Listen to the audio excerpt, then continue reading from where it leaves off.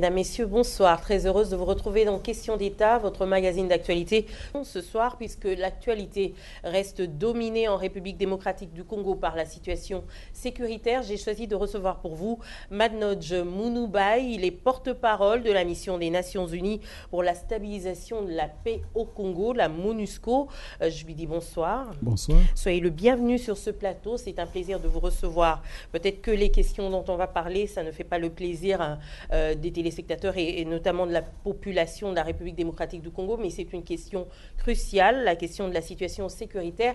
Nous allons parler, puisque ça coïncide avec le 65e anniversaire des casques bleus dans le monde. On va parler du rôle en général que joue la MONUSCO en République démocratique du Congo, de la mise en place de la force internationale qui devrait intervenir très bientôt, selon les assurances du secrétaire général des Nations Unies, Ban Ki-moon, qui a effectué une visite dernièrement ici à Kinshasa et aussi dans l'est de la République démocratique du Congo. Alors, comment se porte la MONUSCO, notamment en RDC? La MONUSCO, je dirais, se porte bien dans la mesure où elle a reçu un mandat, elle a reçu le renouvellement de son mandat. Le renouvellement de son mandat, c'est toujours un acte de confiance qui vient non seulement de la communauté internationale, du Conseil de sécurité, mais aussi du pays hôte. C'est parce que le pays hôte trouve qu'il y a encore un besoin de la MONUSCO qu'il a donné son accord pour que son mandat soit renouvelé. Donc je pense que la MONUSCO doit bien se porter. Beaucoup de choses autour de ce mandat, on va en parler, mais sinon 65 ans que les casques bleus ont fait leur apparition dans le monde, et c'est une journée qui est célébrée tous les 29 mai. Qu'est-ce qu'on peut retenir du travail de ces volontaires des Nations Unies? D'abord, ce ne sont pas des volontaires. Le travail des casques bleus rentre dans le cadre du mandat des Nations Unies, qui est celui d'œuvrer pour qu'il y ait plus de paix à travers le monde. Les casques bleus, ce ne sont pas seulement les militaires que vous voyez, ni les policiers, mais c'est aussi les civils. C'est toute cette communauté, je dirais, de personnes engagées à travailler en faveur de la paix qu'on appelle les casques bleus. Qu'est-ce qu'on peut retenir de leur travail? Un bilan satisfaisant par rapport à la mission qui leur a été confiée? Je pense qu'en règle générale, oui. Les casques bleus ont eu des mandats très positifs dans le monde par leur rôle. Il y a des missions qui datent de la fin des années, du début des années 50 et qui sont encore en place. Je parle du Liban, par exemple, ceux qui sont à Jérusalem. Je parle des casques bleus qui sont au Cachemire, et toutes ces personnes, tous ces casques bleus qui sont dans ces missions depuis des dizaines d'années, on ne voit pas comme ça l'importance de leur présence là-bas, mais il faut savoir que c'est sans la présence de ces casques bleus à Jérusalem, au Liban, dans le Cachemire, il n'y aurait pas de paix dans ces régions, parce que la paix ne s'est pas encore installée. La présence des casques bleus permet aux communautés de continuer à vivre ensemble, permet aux communautés de continuer à avoir un moyen de dialogue et de discussion entre elles pour une paix durable. En Afrique, on a vu le travail des casques bleus, le travail de maintien de la paix dans un certain nombre de pays, qui s'est souvent très bien terminé. Dans des pays comme l'Angola, le Mozambique, j'ai parlé du Tchad très récemment, la présence des casques bleus a permis aux différents groupes qui étaient engagés dans ce discorde national de travailler pour une paix durable. Voilà le thème retenu cette année pour célébrer la journée des casques bleus, c'est maintien de la paix, s'adapter aux réalités. Content des Nations Unies par ce thème. Vous savez, le monde change. Et avec le changement dans le monde, les réalités aussi changent. Je vous donne un exemple tout simple. Il y a plusieurs différentes missions de paix. Il y a les bons offices, il y a les missions de maintien de la paix, il y a des missions d'imposition de la paix, etc. Et ces missions ont des caractéristiques bien précises. Or, il se passe que dans la résolution 2098, c'est la dernière résolution des Nations Unies en ce qui concerne la République démocratique du Congo, le Conseil de sécurité a jugé bon de donner à l'intérieur, de créer à l'intérieur de la MONUSCO une force d'imposition de la paix. C'est nouveau, ça ne s'est jamais vu, ça ne s'est jamais fait auparavant. Donc ça répond aux réalités nouvelles. Vous allez maintenant avoir, et c'est une expérience, à l'intérieur d'une mission de la paix, une composante imposition de la paix. C'est ça. Est-ce qu'on entend aussi par là plus de moyens financiers, plus d'effectifs sur les différentes opérations organisées par les Nations Unies? Non, pas forcément, parce que la MONUSCO, dans son mandat de maintien de la paix, a reçu les moyens nécessaires du Conseil de sécurité pour pouvoir conduire son mandat. C'est dans la mission qu'il y a une différence. Jusque-là, les casques bleus, les militaires des Nations Unies avaient reçu pour mandat essentiellement d'assurer la protection des civils, d'une part, et de soutenir les forces de défense de la République démocratique du Congo. On parle maintenant d'un mandat offensif. Or, avec la création de cette brigade d'intervention, cette brigade a une mission offensive. Elle va chercher, traquer et neutraliser les groupes armés, ce qui n'était pas le cas avant. Alors, l'Afrique est à ce jour la plus grande bénéficiaire de ces opérations des Nations Unies, il faudrait le dire, la plus grande contributrice aussi, peut-être par rapport à son personnel, mais la plus visée justement par ces conflits récurrents, etc. Qu'est-ce qu'on peut lire entre les lignes? D'abord, l'Afrique, bien qu'étant le plus ancien des continents, et dans la communauté des nations modernes la plus jeune. Les démocraties naissantes en Afrique sont donc encore à leur balbutiement, sont encore fragiles.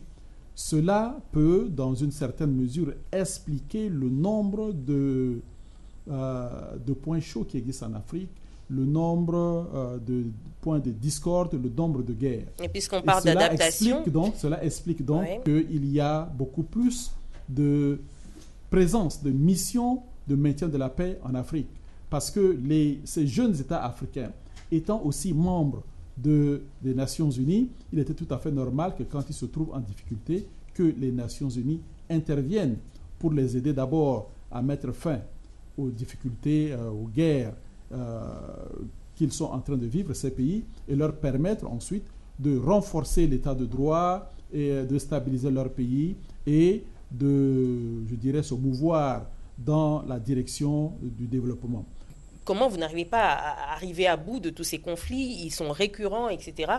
Par exemple, maintenant, on parle du mandat de stabilisation. Vous savez comment ça fait couler beaucoup d'encre et de salive, on s'entend déjà. Stabilisation alors que les conflits sont encore d'une certaine intensité. D'abord, il faut n'oublier pas que ces pays dont vous parlez ne sont pas sous mandat des Nations Unies. Ce ne sont pas des protectorats des Nations Unies. Ce sont des pays qui ont leurs institutions. Les Nations Unies envoient ici une mission pour venir soutenir ces institutions.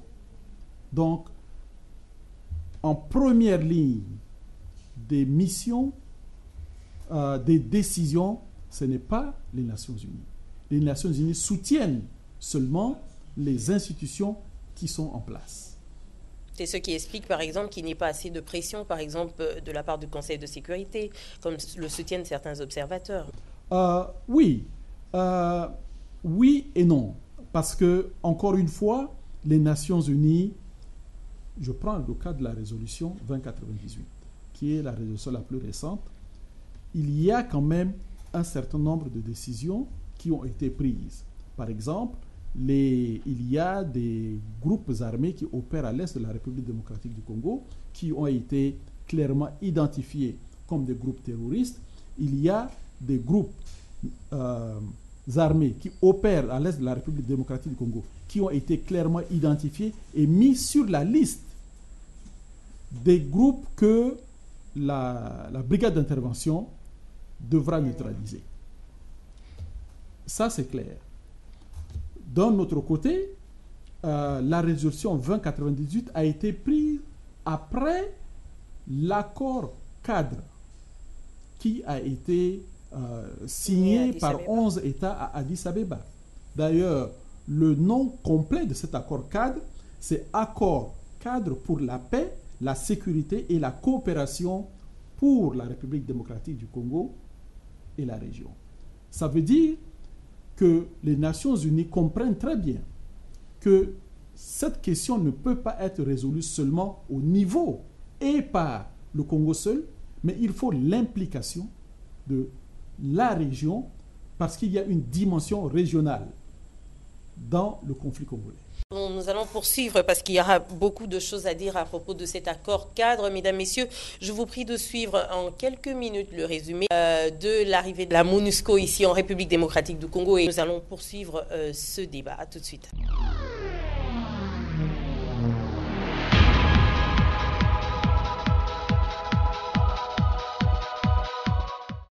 L'Assemblée générale a proclamé le 29 mai Journée internationale des casques bleus, une occasion de rendre hommage au personnel civil, policiers et militaires, hommes et femmes confondus qui ont servi et servent encore dans les opérations de maintien de la paix en raison de leur niveau de professionnalisme, de dévouement et de courage. Cette journée honore également la mémoire de ceux d'entre eux qui ont perdu la vie au service de la paix dans 111 en 2012. 65 ans après leur arrivée dans le système des Nations Unies, les casques bleus sont plus de 120 000 hommes et femmes qui servent sous le drapeau dans environ 17 missions de paix dans diverses régions du monde. La République démocratique du Congo, au centre de l'Afrique, est l'une des grandes bénéficiaires des opérations des Nations Unies dès le lendemain de son accession à l'indépendance. Depuis 1999, après la signature de l'accord de Lusaka et au sortir du dialogue intercongolais, près de 18 000 casques bleus sont déployés d'abord dans le cadre de la mission d'observation des Nations Unies au Congo, MONUC, puis depuis le 1er juillet 2010 dans le cadre de la mission des Nations Unies pour la stabilisation de la paix en RD Congo, MONUSCO. La MONUSCO chapeautée depuis 2010 par Roger Miss qui a remplacé Alan Doss, lui-même successeur de William Leslie Swing comme représentant spécial du secrétaire général des Nations Unies, a pour principale mission la protection des civils. Une mission maintes fois critiquée par certains observateurs et acteurs politiques accusant entre autres la structure des Nations Unies de passivité face à la recrudescence des violences, notamment dans la partie est de la République dont les populations reste la cible privilégiée des chefs de guerre. Viols et violences de tout genre sont enregistrés au quotidien, ce qui force des milliers d'hommes, de femmes et d'enfants à une vie d'errance, d'où l'ampleur de ce drame humanitaire. Des critiques qui n'ont pas épargné le secrétaire général des Nations Unies Ban Ki-moon lors de son récent passage en RDC, accompagné du numéro 1 de la Banque mondiale, le Dr Kim Jong-il, certainement attendu sur des discours plus agressifs à l'encontre du M23. Ban Ki-moon qui annonce la mise en place effective de la force internationale seulement dans 1 ou 2 mois, préconise le retour à la table des négociations du gouvernement congolais et des rebelles, à l'instar des membres de l'Union africaine qui ont eux aussi lancé cet appel tant à la RDC qu'au Rwanda et au Burundi qui devraient dialoguer avec les FDLR et les ADF-NALU. Ainsi s'explique mieux le mandat confié à Mary Robinson, envoyée spéciale chargée du suivi de l'accord cadre d'Addis Abeba qui a entamé ses démarches avec les protagonistes de la sous-région. La force internationale devrait donc être une force dissuasive face au M23 et à d'autres groupes armés et la MONUSCO devrait la renforcer avec 3000 hommes. Protection des civils puis mandat offensif à travers ses missions, la MONUSCO reste un acteur incontestable du schéma sécuritaire de la République démocratique du Congo qui aspire cependant à une réforme intégrale de son armée sans laquelle elle ne pourrait se défaire de ses interventions extérieures.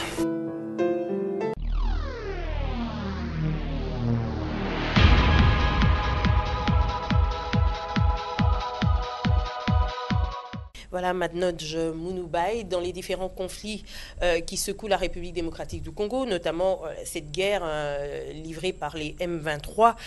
Les civils restent la cible la plus importante de ces guerriers, les populations toujours en déplacement, les femmes violées, etc. Est-ce que par rapport à ça, les casques bleus aujourd'hui sont encore porteurs d'espoir pour cette population de la République démocratique du Congo? Beaucoup ne le pensent pas. Je ne suis pas très sûr que votre jugement soit correct. Je sais simplement que lorsqu'il y a des attaques à l'Est, surtout à l'Est que ça se passe, le premier endroit où la population va pour chercher un peu de sécurité et protection, c'est toujours autour des camps des casques bleus de la MONUSCO. Donc, comment interpréter cela? Si pas que cette population a confiance en la MONUSCO, c'est pourquoi elle court toujours vers là où se trouvent ces troupes pour demander protection et sécurité. Aujourd'hui, vous semblez faire l'exégèse des accords d'Addis Abeba, ce qui a d'ailleurs un peu énervé certains acteurs politiques lors du passage du secrétaire général Ban Ki-moon. On croyait plutôt à la mise en place, ça va peut-être arriver, mais quand déjà, ce sont des questions que l'on se pose. On a l'impression que les Nations Unies, le Conseil de sécurité traînent un peu les pieds par rapport à ça, mais vous insistez plus sur les accords de paix. Ça veut dire que la force internationale n'est pas la solution à la cessation de ces conflits. Oui, n'est pas la solution, comme vous l'avez dit. Parce que dans tout conflit, il faut toujours qu'on finisse par se parler pour régler les problèmes. Faites une étude même de toutes les guerres qui ont eu lieu, Première Guerre mondiale, Deuxième Guerre mondiale, n'importe quelle guerre finit toujours par une négociation. Dans ce cas, quel serait le rôle de la force d'intervention? La force d'intervention est un moyen de pression supplémentaire sur ceux qui continuent à penser qu'on peut trouver une solution seulement par les armes, pour comprendre qu'il faut abandonner la voie des armes, s'engager dans les voies pacifiques pour résoudre ce problème. C'est un moyen supplémentaire de pression sur ceux qui pensent qu'avec leurs armes, ils peuvent, trouver toutes les solutions aux problèmes de la RDC. On le sait très bien maintenant que le M23 n'est pas la seule force en présence. Elle est dirigée, il y a des forces derrière. Le Rwanda, le Burundi, les pays voisins ont été clairement cités. Est-ce que par rapport à ça, il ne faudrait pas aller au-delà de ça? C'est difficile déjà de mettre tout le monde autour de la table. Vous avez vu que le M23 avait déjà quitté les négociations, etc. Maintenant qu'on leur demande de gérer chacun, même la République démocratique du Congo, de réengager le dialogue avec les mouvements rebelles de leur pays, le Burundi et le Rwanda montrent déjà les couleurs. Est-ce que pour vous, ce ne serait pas un danger supplémentaire pour la République démocratique du Congo qui subit en fait toutes ces pressions des forces rebelles des pays voisins? Je pense qu'à plusieurs reprises, le secrétaire général qui a visité la région a insisté sur l'importance de cet accord cadre signé par les 11 pays de la région. Vous avez entièrement raison. C'est une question régionale. Et les 11 pays de la sous-région qui ont signé cet accord cadre ont pris des engagements chacun. Si chacun respecte encore une fois ses engagements et sa signature, je pense que nous sommes dans la bonne voie. Ce n'est pas un problème seulement congolais, c'est un problème régional. 11 pays l'ont signé, y compris la République démocratique du Congo. Cet accord cadre donne très bien les responsabilités et les devoirs de chacun de ces pays dans la région. Tout le monde doit accepter de respecter la règle du jeu et je pense qu'on aura fait un grand pas pour ramener la paix dans la sous-région. Pas de sanctions du côté du Conseil de sécurité, ce qui explique un peu que je parlais de passivité tout à l'heure par rapport aux acteurs qui sont connus, qu'on cite nommément aujourd'hui. Mais par rapport à ces accords... je voudrais vous interrompre. Ce n'est pas tout à fait vrai. Le Conseil de sécurité a pris un certain nombre de sanctions, et par exemple, essentiellement contre les leaders de M23 qui ont été... ils ont été mis sur la liste des sanctions, c'est-à-dire que leurs avoirs qui vont être identifiés seront gelés, les visites, ils n'ont plus le droit de voyager dans un certain nombre de pays, etc., etc. Oui, il y a déjà des sanctions qui ont été prises. Mais c'est encore avec eux qu'on va entamer les discussions. Est-ce que ce n'est pas contradictoire? Cette question, il faut la poser au gouvernement, pas à la MONUSCO. Au Conseil de sécurité n'a rien à avoir là-dessus, notamment par rapport aux parrains justement de ce mouvement rebelle, le M23, ne sont pas sanctionnés? Ces pays que vous venez de citer font partie de cet accord cadre. Et l'une des choses, ou parmi les choses qu'on demande à ces pays justement, c'est de ne pas supporter les groupes armés dans les autres pays, de ne pas leur permettre d'avoir des bases dans leur pays, etc. etc. La MONUSCO a également comme mission, si je ne m'abuse, le renforcement de certaines unités de la police, par exemple, de l'armée. Est-ce que ça se fait? Comment ça se fait généralement? Nous avons un mandat de contribuer à à les renforcer, les capacités, leurs capacités, dans le cadre de la formation, dans le cadre de dotation en un certain nombre d'équipements. Oui, nous avons ce mandat-là. Ce n'est pas nouveau, ça a été un des rôles de la MONUC à l'époque, et la MONUSCO a pris le relais de la formation de certaines brigades des FARDC et surtout de la police. Vous savez, la police a un rôle très important à jouer, dans le cadre de l'extension de l'autorité de l'État, dans le cadre de la préservation de l'ordre public pour pouvoir maintenir et préserver la paix publique. Quelles sont les difficultés que vous rencontrez, notamment dans la protection des civils aujourd'hui, dans l'Est de la République démocratique du Congo, par exemple? Est-il facile, justement, de faire ce travail? Non, c'est une très bonne question. Je suis très heureux que vous ayez posé cette question. Le travail de protection des civils n'est pas un travail facile.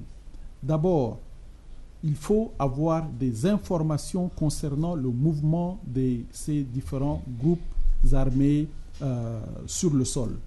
Et ça, ce n'est pas facile. Si vous connaissez l'Est de la République démocratique du Congo, vous savez que c'est une région montagneuse, c'est une région de forêt dense. On ne se déplace pas facilement. Les moyens, donc les routes sont difficiles. Le téléphone, n'en parlons pas. Donc, il est difficile d'avoir des informations concernant le mouvement de ces groupes armés. Ensuite, très souvent, lorsque quelque chose se passe, il faut 2 à 3 jours avant que l'information ne parvienne à la MONUSCO. Et pour la MONUSCO, joindre ces endroits où il n'y a pas de route, il faut souvent le faire à pied. Ceux qui ont commis les forfaits ont disparu depuis de longues années et on nous accuse de ne venir que pour compter les cadavres. Malheureusement, cela correspond très bien à la réalité. C'est un aveu d'impuissance. Ce n'est pas un aveu d'impuissance. Ce n'est pas un aveu d'impuissance. Parce que, je vous dis encore une fois, lorsque nous recevons les informations à temps, nous avons toujours amené la protection aux civils. Nous avons créé des corridors que les civils ont utilisés pour se protéger. Et il y a des choses qui se passent au quotidien à l'Est de la République démocratique du Congo et dont je dois vous parler. Vous savez, par exemple, aujourd'hui, chaque semaine, ce sont les militaires de la MONUSCO qui escortent les paysans pour leur permettre d'aller de village en village pour vendre leurs produits. Et ça, vous ne le savez pas. Ils arrivent, d'abord, ils viennent à un village A, ils disent à la population, demain nous allons au marché B, dans le village B. Ils les escortent jusque dans ces villages. Ils font la protection du site où le marché a lieu. Ils permettent à ces gens d'écouler leurs produits et ils les escortent encore pour revenir. Et ça permet à un certain nombre de villages de renaître de cette manière. Et ça, ça rentre dans le cadre de la protection des civils. Manoj Mounoubaye, toutes les semaines, j'allais dire, tous les mercredis, vous donnez un point de presse où vous informez quand même sur la situation sécuritaire, humanitaire, etc. Est-ce que vous donnez la réalité des faits? Est-ce que vous donnez les faits exacts? Est-ce que la MONUSCO a le regard, surtout vous venez de parler de ces problèmes d'infrastructure, etc. Comment, justement, se passe la répartition de votre effectif à travers la République démocratique du Congo? Et sont-ils capables de donner la réalité des faits? Je ne sais pas qu'est-ce que vous dites de donner la réalité des faits. Vous savez, c'est un point de presse hebdomadaire. Donc, nous ne pouvons, dans les 45 minutes de cette conférence de presse, ne donner que l'essentiel de ce qui s'est passé durant la période écoulée. Nous ne pouvons pas, nous vous encourageons d'ailleurs en tant que journaliste, il vous revient à vous d'aller sur le terrain, d'essayer de découvrir plus. Et lorsque vous avez besoin d'éclaircissement, d'informations, de revenir vers nous pour que nous vous éclaircissons. Comment sont-ils répartis? Aujourd'hui, je peux dire qu'environ, si je ne me trompe, 80% de nos effectifs militaires sont à l'est de la République démocratique du Congo. Dans l'Est, essentiellement? Oui. Ça veut dire les deux Kivu, la province orientale? C'est-à-dire qu'ils vont depuis le nord du Katanga jusque dans la région de Dungu. Donc, vous avez l'est du Katanga, vous avez aussi le Maniama, vous avez les deux Kivu, et vous avez une partie de la province orientale. Aujourd'hui, on parle plus du M23, mais est-ce que vous pouvez nous faire le point quand même des différents groupes armés qui agitent, il faut dire, l'Est de la République démocratique du Congo? Il y en a un peu plus que ça. Oui, il y a bien entendu, bon, vous avez parlé du M23, il y a l'ADF Nalou qui est dans la région de Beni, vous avez les Maïmaï qui sont un peu partout, vous avez Gédéon qui est dans le Katanga. dans le Katanga. Voilà un peu ce qui, un peu en gros, la présence de ces groupes dans l'Est de la République démocratique du Congo. Il ne faut pas oublier non plus qu'il y a aussi les FDLR qui sont au sud et au nord Kivu. Et par rapport à ça, est-ce qu'il n'y a pas lieu de vraiment s'inquiéter? On a l'impression qu'on minimise. Quand vous parlez, par exemple, de situations relativement calmes, alors qu'il y a cette présence quasi permanente de ces groupes armés, quel est le commentaire que vous faites? Non, lorsque nous disons qu'il y a une situation relativement calme, nous disons que pendant la période écoulée, il n'y a pas eu de gros accrochages. C'est de ça que nous parlons. Mais nous savons que ces groupes armés existent toujours. Non, la menace permanente est toujours là. Mais il n'y a pas eu de perte, il n'y a pas eu d'attaque énorme, il n'y a pas eu de perte de grande envergure, etc. C'est pour ça que nous utilisons le mot relatif. Est-ce que la présence de la MONUSCO est selon vous dissuasive? On a vu par exemple dernièrement en Ituri, je pense, il a suffi que des FARDC se déplacent pour une formation. Il y a des rebelles, Maïmaï, qui étaient dans les forêts et tout ça, qui sont venus prendre leur position malgré la présence de la MONUSCO sur les lieux. Oui, mais je ne sais pas si vous faites un peu la relation entre le nombre de casques bleus militaires et le nombre de FARDC. Les FARDC ont certainement... Il n'y a pas assez d'effectifs de la MONUSCO. Les FARDC ont certainement beaucoup plus... sont très certainement dans beaucoup plus d'endroits que ne le sont les éléments de la MONUSCO. Donc, on ne peut pas penser que la MONUSCO peut être à tous les endroits où se trouvent les FARDC. Ce n'est pas possible. On en voit par exemple ici les effectifs de la MONUSCO. Pensez-vous que leur présence à Kinshasa est importante? Est-ce que l'équilibre est bien fait par rapport aux besoins qui se posent par exemple dans l'Est de la République? À Kinshasa, vous avez essentiellement du personnel civil. Vous avez quelques militaires qui sont à Kinshasa, pour la plupart pour la protection je dirais, du matériel et des sites qui appartiennent aux Nations Unies. Mais le gros des éléments militaires de la MONUSCO n'est certainement pas à Kinshasa. Sur le plan sécuritaire, à Kinshasa, quelle est votre appréciation? Le problème à Kinshasa, ce n'est pas du même niveau que vous avez à l'est de la République démocratique du Congo. Le problème à Kinshasa, c'est une question de maintien de l'ordre, donc qui relève de la police, qui ne relève même pas des militaires. Sur le plan humanitaire, est-ce que vous pouvez nous faire le point? Comment se présente la situation actuellement dans les provinces, surtout touchées par les conflits? Vous savez, les questions humanitaires sont traitées d'abord par nos collègues de OCHA. Mais si je peux vous dire, c'est que les derniers, il y a moins d'une semaine encore, lorsqu'il y a eu cet échange de feu entre les M23 et les FARDC, de nouveau, il y a eu de groupes de déplacés encore qui ont quitté leur localité pour aller chercher refuge. Ça veut dire que l'Est de la République démocratique du Congo continue encore à voir des déplacés se créer chaque jour avec la présence de ces groupes armés. Le problème des groupes armés le problème des déplacés à l'Est de la République démocratique du Congo sera réglé totalement une fois que tous ces groupes armés auront disparu.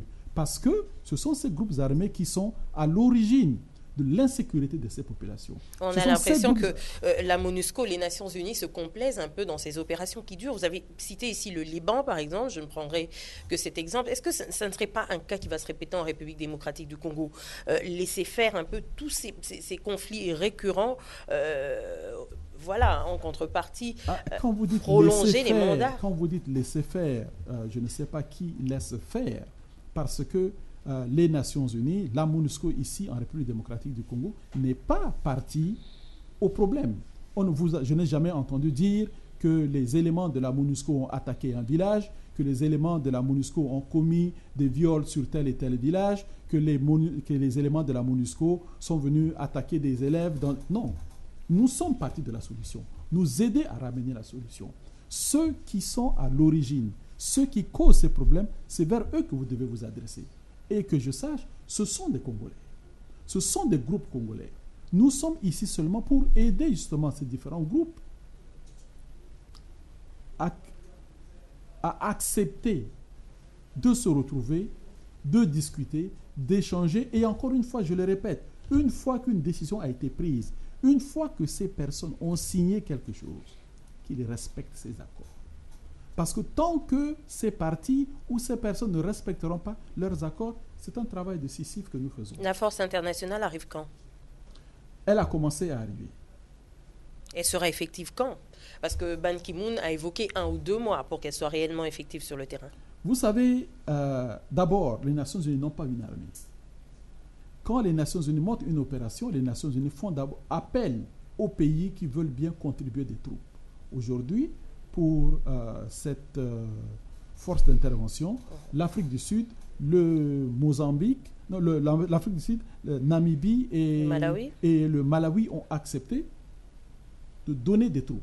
Quel est le commentaire que vous faites par rapport aux attaques dirigées à l'encontre de Ban Ki-moon, qui serait impliqué dans ce schéma de balkanisation avec lui, toute la communauté internationale, quand on fait allusion par exemple à ces crimes économiques qui sont perpétrés dans l'Est de la République, où la MONUSCO a été citée, par exemple, lors des cargaisons de minerais avec des avions cargo de la MONUSCO, des convois de la MONUSCO, etc. Est-ce que vous ne pensez pas que ça vient un peu ternir l'image de cette mission de stabilisation de la paix? Ça fait beaucoup de choses à la fois là. Reprenons un à un. Oui. Des avions plan de la balkanisation MONUSCO, et crimes économiques. Ok, commençons par la balkanisation. Toutes les résolutions du Conseil de sécurité sur la République démocratique du Congo contiennent toujours un paragraphe. Et ce paragraphe, j'ai une résolution, je prendrai n'importe laquelle. Voilà. Dans la résolution 2098, le deuxième paragraphe dit cela, parlant de la réunion du Conseil de sécurité, réaffirme son attachement à la souveraineté, à l'indépendance, à l'unité et à l'intégrité territoriale de la République démocratique du Congo. Toutes les résolutions du Conseil de sécurité ont ce paragraphe. Donc, lorsqu'on dit que les Nations Unies ou le Conseil de sécurité... Ce ne sont que des papiers, hein, comme tous les accords que l'on connaît. Mais, madame, voilà exactement, vous revenez à ce que je viens de dire. Si vous considérez que ça, ce n'est que du papier, mais c'est ce que les groupes armés font, justement. Vous tenez exactement leur langage. Ils signent un papier, ils disent ce n'est que du papier, nous ne le respectons c'est ce pas. Qu'on vous nous devons apprendre à la communauté nous devons internationale. apprendre à respecter les papiers que nous signons, parce que c'est ça qui est important. Nous devons apprendre à respecter les papiers que nous signons. Les choses changent. Nous avons commencé cette émission en disant que le monde était en train de changer. Oui, avec nos ancêtres, on se serrait les mains et on respectait la parole donnée. Aujourd'hui, nous avons des papiers, nous écrivons, nous signons et nous devons respecter ces papiers. Donc, nous passons à la deuxième chose. Les crimes économiques. Toutes ces cargaisons de minerais. Je vous mets en demeure. Je vous lance un défi devant tous vos téléspectateurs qui nous regardent, de me donner seulement une seule date où un cargo ou d'un avion ou un camion de la MONUSCO a été arrêté contenant des minerais, etc. qui doivent... Vous démentez ces informations? Entièrement. Je vous donne, il y a eu un cas et un seul. Il s'agit d'un ancien, parce qu'il n'est plus membre de la MONUSCO, d'un ancien fonctionnaire de la MONUSCO, de nationalité congolaise, je le répète, de nationalité congolaise, qui a utilisé un véhicule de la MONUSCO pour transporter du matériel, des minerais. Et il a tenté de traverser la frontière et il a été arrêté. C'est le seul cas que nous avons. Et des mesures ont été prises dans ce sens-là. Et je le répète, est-ce que ça ne cache pas un certain trafic? C'est un ancien fonctionnaire et un Congolais de surcroît. Voilà le seul cas et l'organisation a réagi. À part cela, si vous avez un deuxième cas, vous disculpez donc la MONUSCO de tous ces trafics de minerais évoqués dans l'Est de la République. D'autant plus qu'il y a des mesures très sévères édictées par les Nations Unies contre le tout personnel des Nations Unies qui tenterait seulement de tel trafic. Nous avons eu des collègues qui ont eu des problèmes. Vous savez pourquoi? Parce qu'ils ont acheté des bracelets en ivoire pour leurs épouses. Des bracelets en ivoire. Au minerai, sous quelque forme que ce soit. Je vous dis, des bracelets ou des colliers en ivoire. Parce qu'ils quittaient ce pays, ils en ont acheté pour leur famille et ils ont eu des problèmes. Manoj Mundouba, il y a un casque bleu qui est décédé, qui a été tué, il faut le dire, récemment, au début de ce mois, dans l'est de la République démocratique du Congo, au sud Kivu. On a même suivi des réactions tout de suite après de Ban Ki-moon et d'autres responsables des Nations Unies. Il faut dire des réactions assez fortes pour demander au gouvernement congolais d'entamer des enquêtes à ce sujet, de traduire les responsables de ces crimes devant la Cour pénale internationale, des réactions aussi dures. Déjà, vous allez nous en dire un peu plus par rapport à l'enquête qui a été ouverte. Est-ce qu'il y a eu des pistes par rapport à ça? D'abord, vous savez que nous n'avons pas un mandat exécutif, un mandat judiciaire dans ce pays. Vous avez quand même ouvert une enquête? Non, nous avons demandé aux autorités de ce pays d'ouvrir une enquête, parce que seules les autorités de ce pays peuvent le faire. Oui. Nous n'avons pas ce mandat. Donc, c'est ce qui a été fait. Ce collègue qui a perdu la vie, il n'était même pas en opération. Ils ont été attaqués lâchement alors qu'ils revenaient. Ils étaient d'approvisionner simplement les s'approvisionner en eau, etc. Ils n'étaient même pas dans une opération militaire. Et effectivement, lorsque des casques bleus sont attaqués de telle sorte, et si cela était prouvé, les personnes qui sont responsables peuvent être condamnées pour crime contre l'humanité. Voilà, à la bord d'un casque bleu qui emmène de telles réactions, une réactivité aussi rapide, aussi forte, face à tout ce qui se passe ici, vous préconisez le dialogue, alors que la Cour pénale devrait s'occuper justement de tous ces rebelles du M23. Le Conseil de sécurité devrait mettre la pression pour ça aussi. J'ai dit que à côté de cette solution militaire, il faut toujours qu'il y ait un dialogue, il faut toujours que les gens puissent échanger pour trouver une solution durable. Et ce qui s'est toujours fait lorsqu'il y a des conflits. Vous ne pouvez pas terminer un conflit militaire et dire que c'est tout. Et après, c'est quoi? Après, c'est le dialogue. Après, ce sont les échanges, ce sont les discussions. Et c'est à travers ces échanges et ces discussions que l'on trouve une solution durable. Je n'ai jamais mis la solution, je n'ai jamais dit qu'il n'y avait qu'une seule solution et c'était la solution du dialogue. Mary Robinson a été chargée comme envoyée spéciale justement dans le suivi de cet accord cadre d'Addis Abeba. Quel sera son rôle? D'abord, elle a un rôle régional. Donc, elle va travailler avec tous les pays qui sont impliqués. Par exemple, dans cet accord cadre, tous les 11 pays, elle va travailler avec tous ces pays. Elle va certainement, avec le comité de suivi de cet accord, s'assurer que chacun respecte ses engagements. En tenant compte quand même que la République démocratique du Congo est la victime, la grande victime face à toutes ces morts. Mais je pense que c'est bien pour cela que cet accord, on appelle ça un accord cadre de coopération pour la région et la République démocratique du Congo. La République démocratique du Congo a bien été mise en exergue. Et je pense qu'il y a une raison pour cela.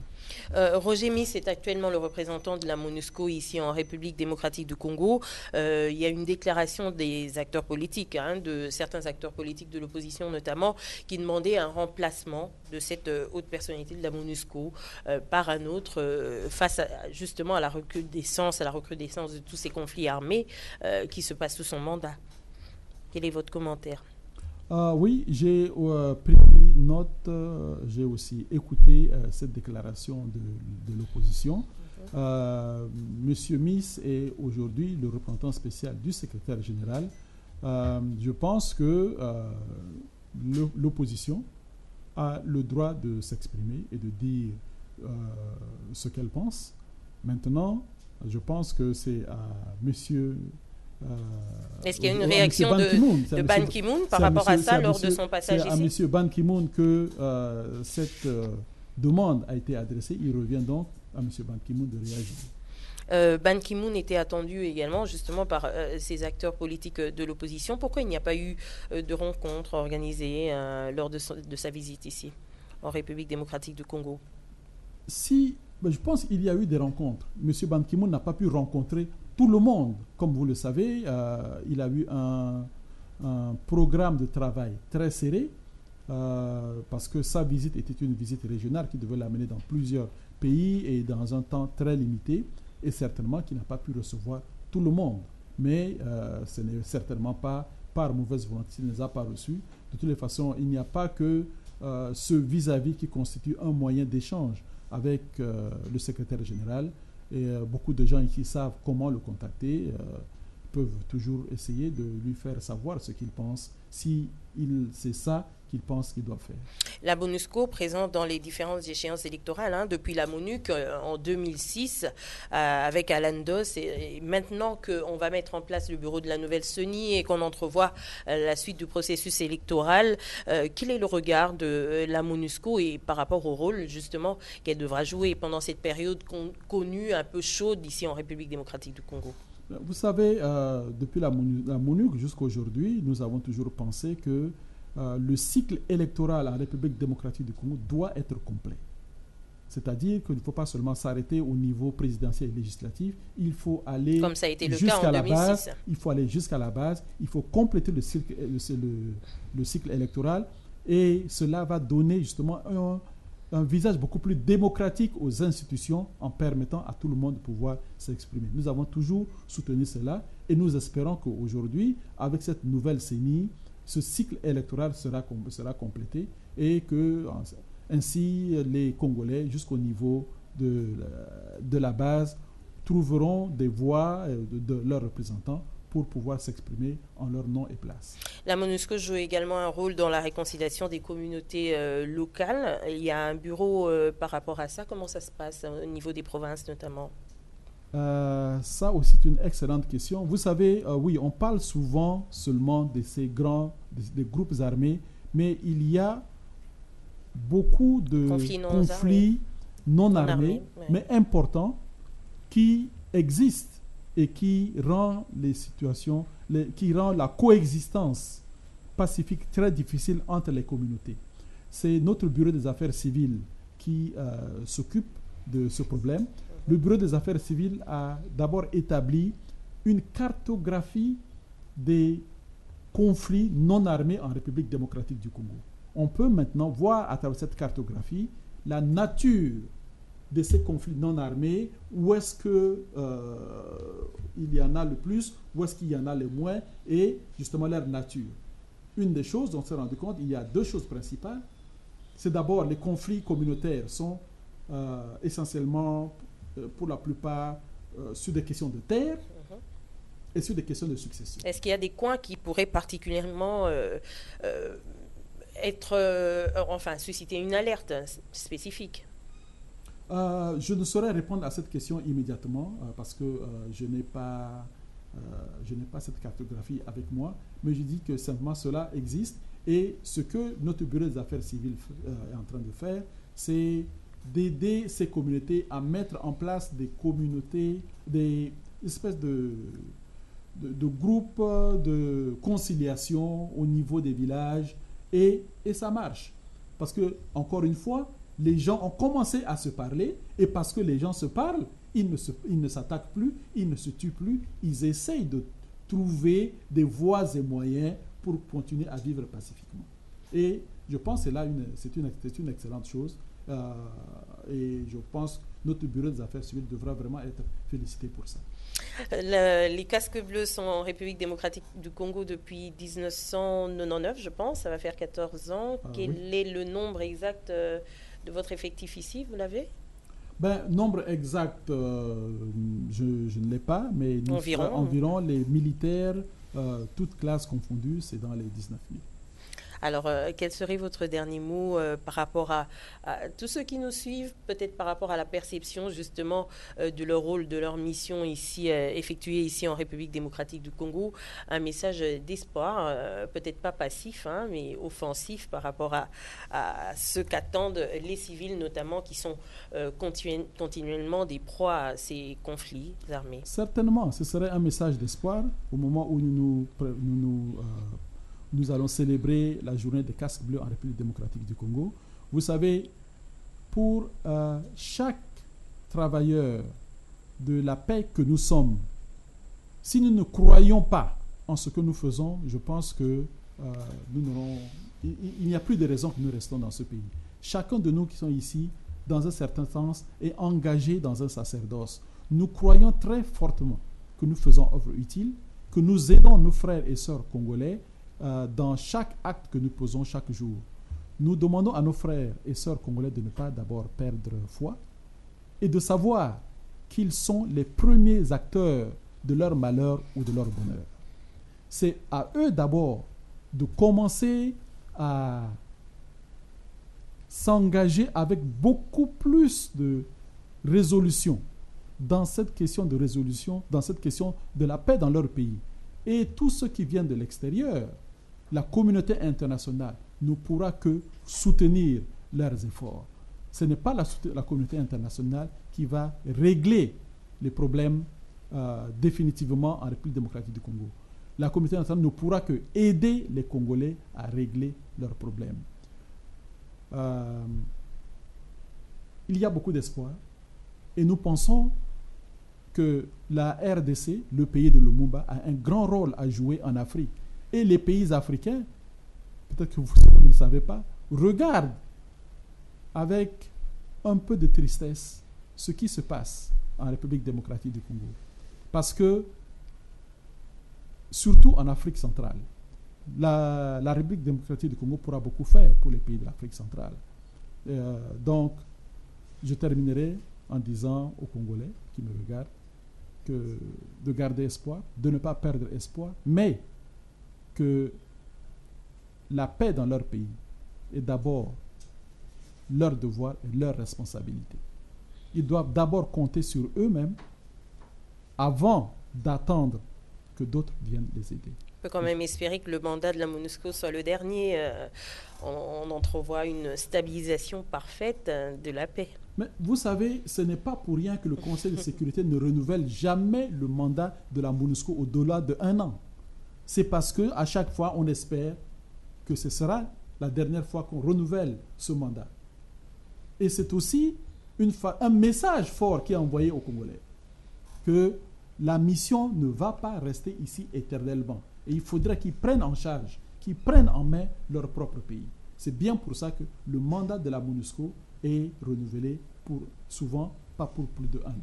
Merci beaucoup, Madnodj Mounoubaye. Vous avez été l'invité de ce magazine Questions d'État, mesdames, messieurs. Il n'est plus à présenter. Vous l'avez certainement suivi ou vous le suivez tous les mercredis dans le point de presse hebdomadaire de la MONUSCO. Mais je le rappelle, il en est le porte-parole. Il a donc été l'invité de ce soir dans Questions d'État. Merci de nous avoir suivis. Vous pourrez également suivre cette émission sur notre site web www.gaelkibungu.org. À la prochaine avec un nouvel ou une nouvelle invitée. Au revoir.